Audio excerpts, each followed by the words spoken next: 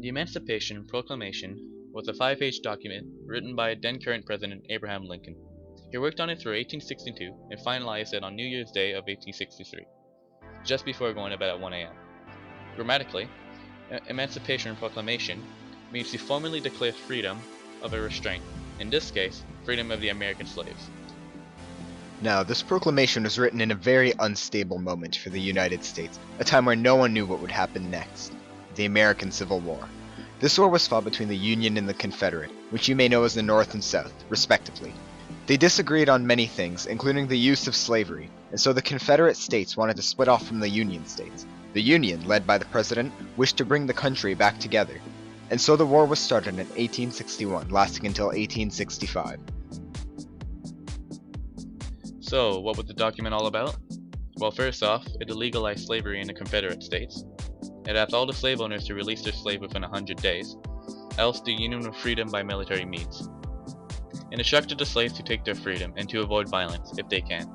The slaves had 3 options: to request a salary and reasonable work hours from the slave owner, to escape the Confederate states and become a Union civilian under their protection, or to join the Union military and fight against the Confederate. Unfortunately, instead of listening to the proclamation, the majority of the Confederate slave owners stubbornly ignored. But why was Lincoln against slavery? Let's go back and find out. Abraham Lincoln was born in Kentucky in 1809, inside a tiny one-room log cabin. He had a kind family, but his childhood was marked by a few unfortunate events. When 7, he hunted and shot a goose, and after feeling great remorse, vowed to never hunt again. When 10, he was kicked in the head by a horse and thought to be dead. When 12, his mother passed on. Even as an adult, he went through many failures and calamitous events: the deaths of his sister, a love interest, and a son; the death of his business partner as they opened a second store, which failed and left him with some serious debt. For most of his life, he was diagnosed with melancholy, what we call today clinical depression. Nonetheless, he made his life as a reputable lawyer, dubbed Honest Abe, and in 1860 he was inaugurated 16th President of the United States. Only a year later, the American Civil War would begin. What of his relationship with slavery? When 19 years old, he and a friend were forced to fight off 7 slaves who had attempted to rob them.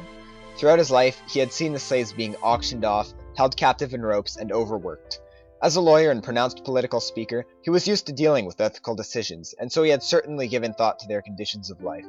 Given his familiarity with pain and depression, a likely reflection on his experience with the robbery, and with his gathered knowledge as a lawyer, he most definitely sympathized with them. The proclamation changed the Union's objective for the war. Instead of bringing the country back together as their main goal, it was now to abolish slavery. For them, it had become a war for freedom and equality. Even more importantly, the Emancipation Proclamation led to the 13th Amendment of the American Constitution in 1865, which officially outlawed the abolished slavery in a definitive way.